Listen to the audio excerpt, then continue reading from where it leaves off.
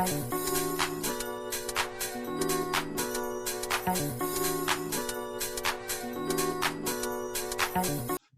and welcome to Why Not with Janice, and I'm your host, Janice, helping others to reach their goals. Today we have a great guest in our studio. We've had him in our studio before, Dr. Isaiah Simpson. He is the senior pastor of the Spiritual Israel Temple of Christ Church in Chicago Heights, Illinois. Now, today our topic is Solution for the Racial Tensions in America. Based on what's going on in America right now with George Floyd, his unfortunate death in Minnesota, a lot of things have been going on in Chicago and various cities around the country, racial tension, protesting, rioting, and we're trying to find some solutions to that. And today we have this great pastor. He's also a young pastor, so he can actually talk for the spiritual side and also for the young person's side. Welcome to our show, Dr. Isaiah. Thank you. Thank you for having me. I'm super excited to be on tonight. It's always a pleasure to be with you and the Why Not show. I love it. I love the show. It's always a pleasure. Thank you for having me again. Yes, thank you for coming on to the show. Now, about our topic is referring to how all the racial tensions going on in America lately. I know you just did a very peaceful protest, which is wonderful. Yeah. We're actually going to show a clip on that in a few minutes. But Yeah. What do you think is one of the main reasons why people are having issues in society? It's not just with the cops. It's a lot of violence. Well, we are in a society where prayer has been taken out of schools. A lot of laws have been put in place that are against biblical principles. And so what we are seeing as a byproduct of all these different things is slowly but surely God being removed from the image of what this country was originally supposed to be built upon. Even on the back of our dollar bills, it says, "In God we trust." But now the question then becomes, what God now does America bow their knee to? Because the God of the Bible does not permit a lot of the things that we're seeing happening here today in America. And so as we are seeing, as we see God being shifted out of our culture, we're beginning to see a lot of tension, a lot of violence, a lot of crimes being committed, and there is no repentant hearts. And so that is a misfortune today. So I believe that is a main concern, a primary issue with why we're seeing these unfortunate realities. Right. I know it's definitely, God has really been removed from society. I mean, you can't mention it in schools. You don't even see church in the regular television shows. You don't even see two-parent families in the television shows anymore. So a lot of different biblical practices and also values and character in society is gone nowadays. Agreed. And it's a sad thing. And I understand that we want to be, quote unquote, politically correct. And I have no problem with being politically correct as long as that me being politically correct does not shut my mouth and muzzle me from expressing my faith. And so we understand that on certain TV shows, you can't say the name of Jesus. And that's an issue for me, as well as millions of believers across this country. And so we are seeing before our very eyes people who are frustrated, people who are angry, people who are tired of being muzzled.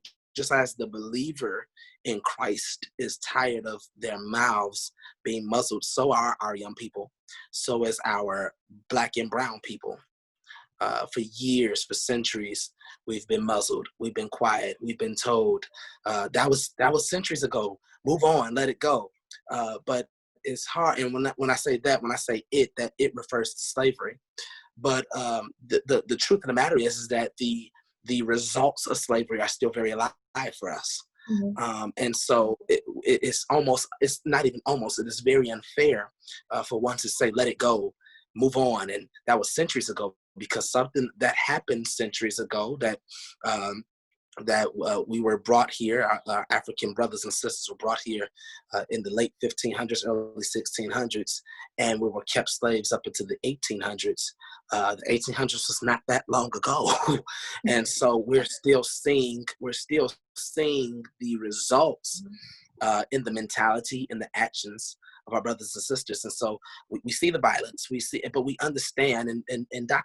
King said this, is that the riots are the result of an unheard man. And so when you feel unheard, you act out. We look at and I'm going to let it go, I'm not trying to speak too long, but we look at the 2-year-old, we look at the 3-year-old, the 4-year-old, and we don't have to go that old, but we can look at the baby, the infant baby, who when the infant baby is hungry, he or she has to cry and whine and make noise because that hunger, that necessity for food is not being noticed by the parent. And so the baby understands, has to communicate this some kind of way, that I need attention. And so, and that happens from infancy to being a year old, to 2 years, to 3 years. You can be 22, 23 and have temper tantrums because you're not being heard. Right. And what we're seeing in the people of America, specifically the Black and brown, is, hey, we have a need, and it's not being heard.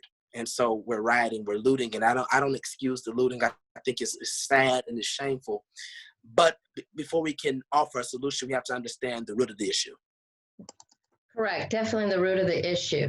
Now, I know everyone says it's a racial thing. I know it's a white cop with a black gentleman, but people are now talking about we need to defund the police.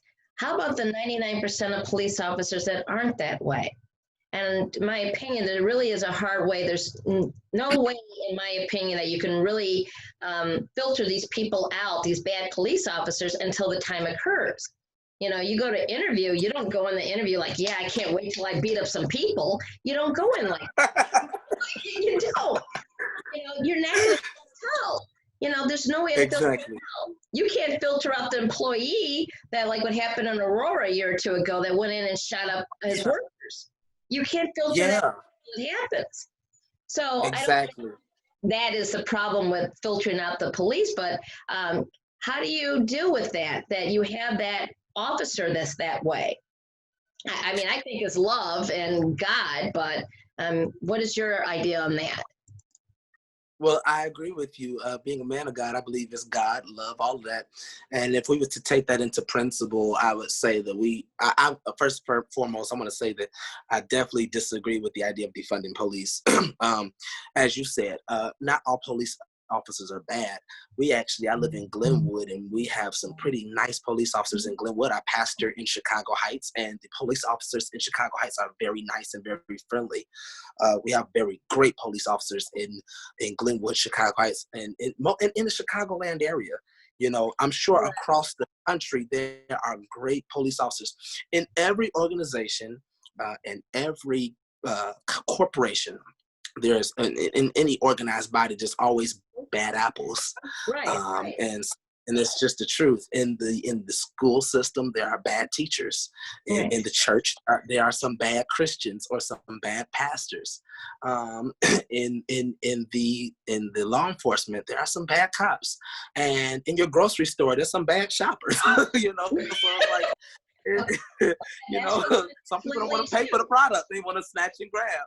You know, so it's bad people everywhere, and we have to get from the mindset of wanting to defund the police. I don't think that's a good idea. If anything, what we may want to consider is a reformation in our training for our police officers. It was absolutely inappropriate. I don't know if you've seen the video, but it was absolutely inappropriate for that police officer to have his knee on that man's neck. That was inappropriate. To have your knee on the neck of another. Sorry to interrupt you. I know they do have it as a technique that they do use. 9 minutes, no, that was the problem. You do it for a minute to subdue a person. Okay, I could see that. 9 minutes? No. I mean, I'm surprised the people on the sidewalk didn't knock the top out. Yeah, 9 minutes. You know. I respect your opinion. I really do believe we need to undergo the police department or the police, the law enforcement around the country needs to undergo some training and needs to undergo a reformation training, a reforming training needs to happen. There's certain things. I personally, my personal opinion, I don't think it was necessary at all, and I don't think it's a necessary tactic to use. I wasn't trying to imply that it was a necessary tactic, because he was Mr. George Floyd was very docile and everything else. I'm just saying that is part of their training to do that. That was just too. And I'm glad. Didn't have to be. He was fine. I'm glad that you acknowledge that that's part of their training, and that I believe that reinforces my opinion that if that's part of their training, that needs to be reformed, because we see what that can do. We see what it can do, even before the 9 minutes, because part of that 9 minutes he was already dead, and then before those 9 minutes he was struggling to breathe and was desperately crying for help and saying, okay, I'm cool, I'm calm, and so what I'm saying is that I think we need to reform in our tactics, and I do believe, as a personal belief system, I believe that we have to see both sides. So the civilian needs to understand that the police officer is doing a very, very dangerous job. Right. And so the police officer is slightly afraid sometimes. And I'm not saying this is the case for Floyd. I want to make sure I'm clear on that. No, because it's like, I know they need better in the training, because if nothing else, that's a very dangerous maneuver. I know it's in their training part of it. But when you have 4 huge guys, I mean, these were not skinny officers. I mean, these were not they weren't officers. 4 guys couldn't hold a docile man. That was like, it was just wrong.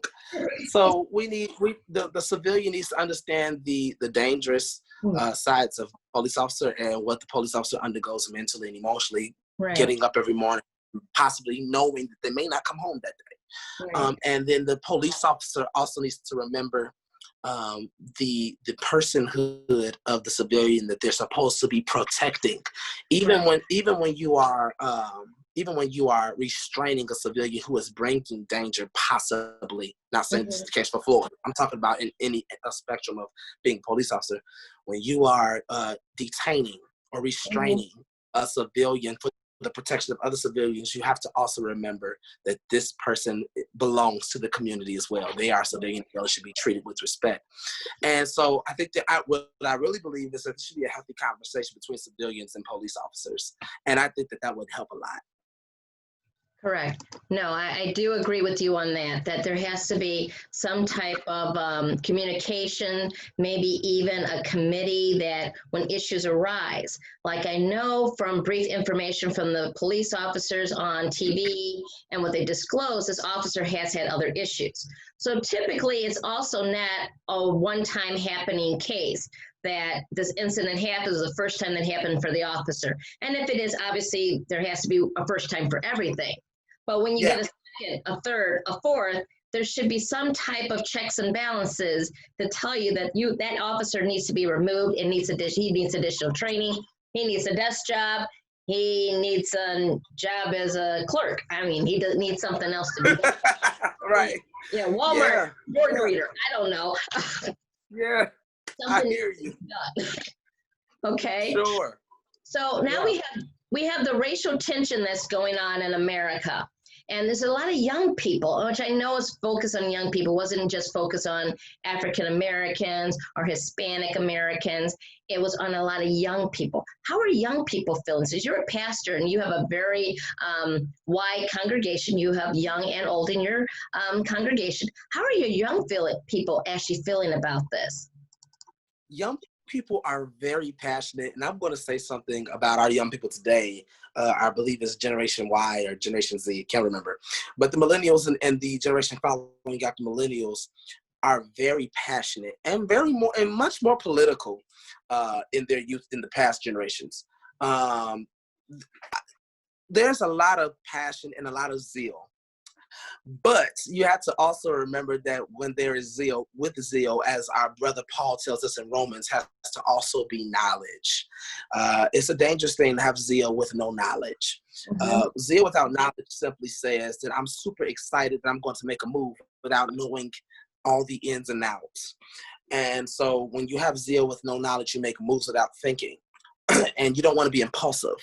So our generation today, they're very passionate. But the majority of us, because I'm a part of the generation, the majority of us are very impulsive, and I'm hoping that we can move back from being impulsive to making sure that we're more analytical and make sure that we analyze every aspect of what we want to fight for. It is nothing wrong with wanting to be a fighter. Right. I believe in getting in the fight.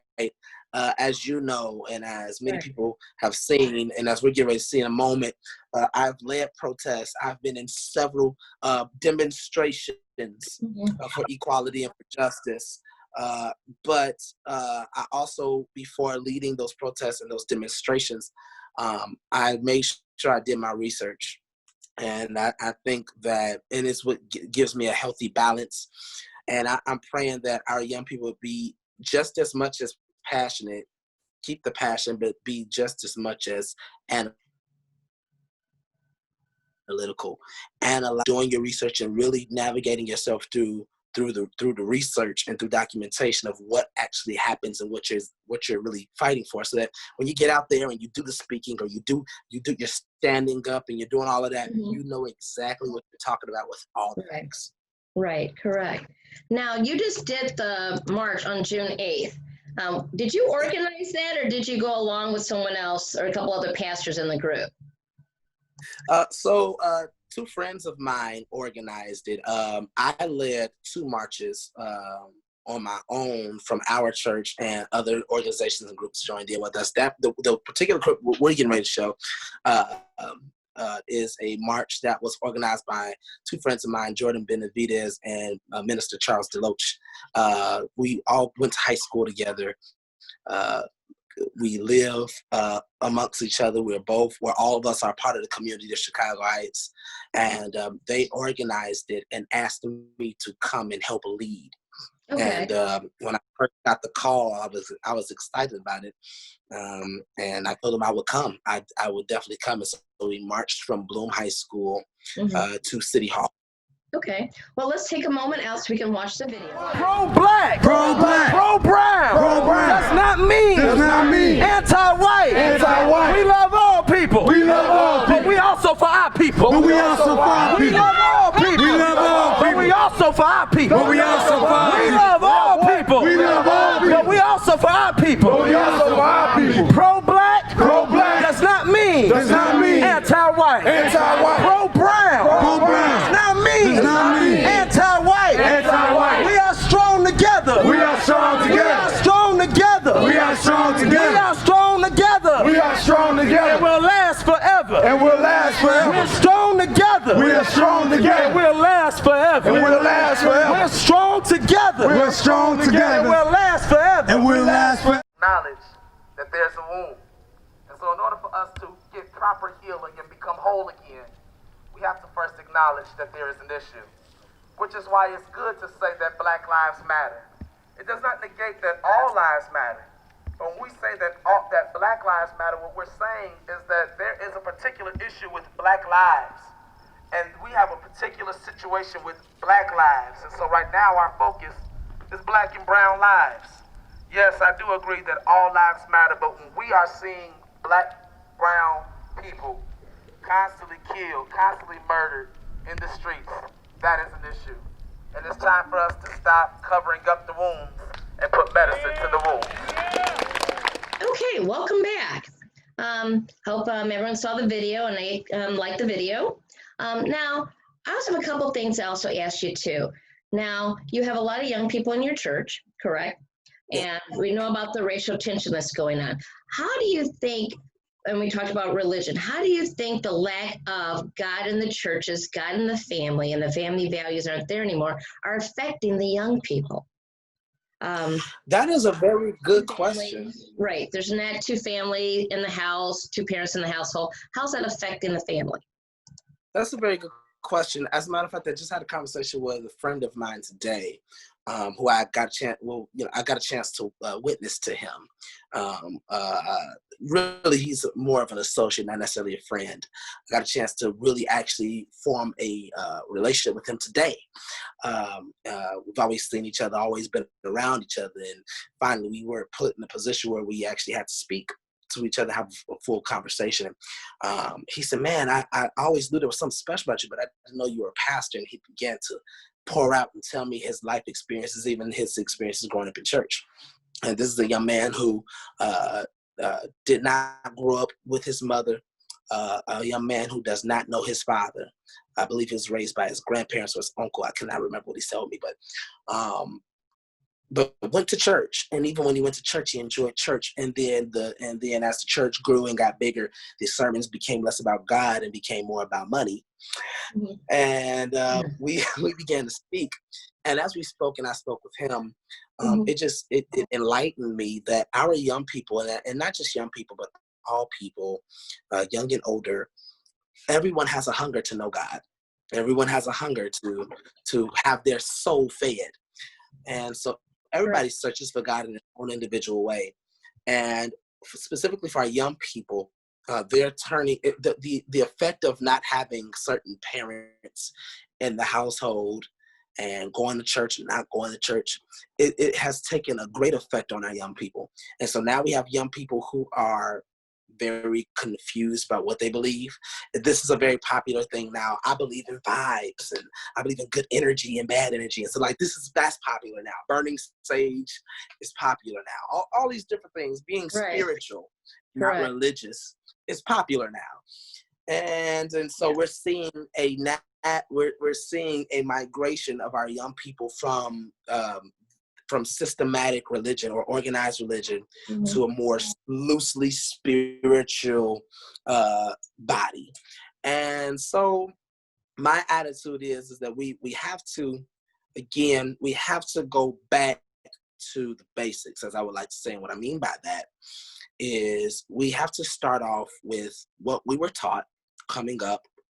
And then once we deal with what we were taught coming up, rather as you were taught about Jesus, or you were taught whatever your family religion was, whatever it is, deal with that, get an understanding on that, and then pray and ask God for direction. And as life, for our young people, as life goes on, you'll learn more, you'll grow more, and you'll begin to understand life even on a higher spectrum. Correct. And so our young people are just a little, we got our young people. My generation is strong. They're intelligent. They're passionate. They're purpose driven. Right. The only issue we may have is the lack of doing real research. Correct. I really agree with that. Definitely the research is there. The kids aren't lacking. They're more impulsive. They go by, I would say, feelings versus thinking completely. Like a lot of even the videos, your video was very interracial. You had a wide variety of racial makeup, in your, which is wonderful. And so is a lot of the protests around America. Those are young people, though. So is more racism, you think, geared towards the older people and older generation, and that's where the solutions need to come to, dealing with making people realize that we're all one. It doesn't matter the color of our skin. Stems from the older generations, because they're bringing it down to the younger. Because I know at most when you go to college, it's so blended in college, a wide mixture of everyone, that most people when they go to college become less racist because they see everyone as college students. They don't see by the color of your skin. But older people, they have that embedded from their generation before that. Yeah, you really hit it on the head, Janice.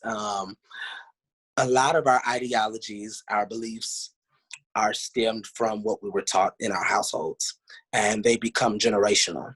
And so because my grandfather told my father, who told me, it makes it true. That's our mindset. It's true because great granddaddy told granddaddy, and granddaddy told daddy, and daddy told son. So it has to be true. But there's a such thing as generational lies. So generations were taught that Black people are 3/5 of a person. Generations were taught that, and the generations before that were taught that Black people are animals.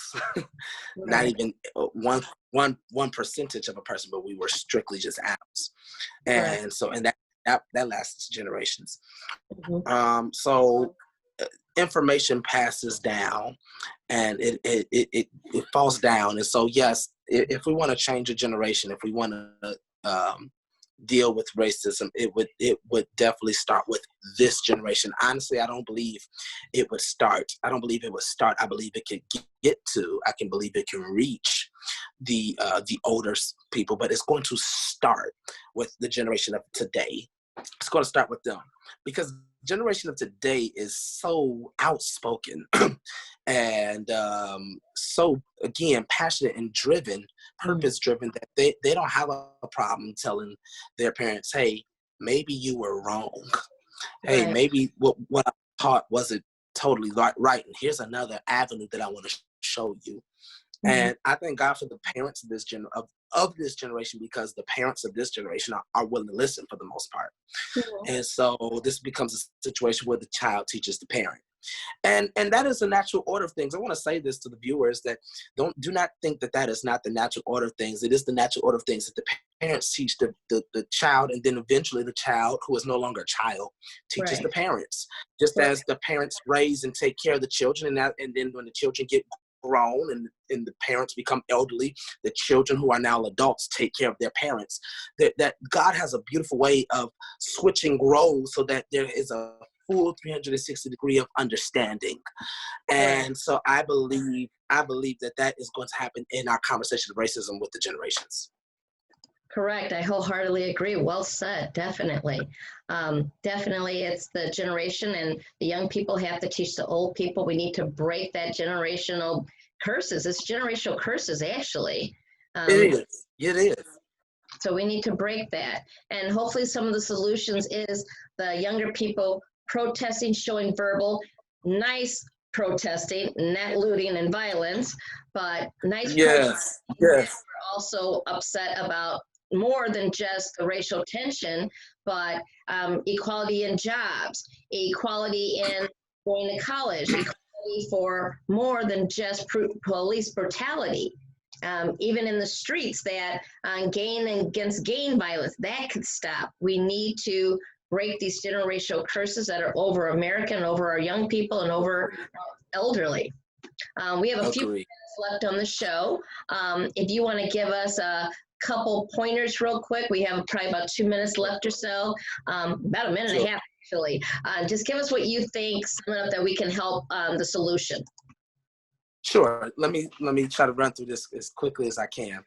A very healthy solution, and I'll just say it with one word, is understanding.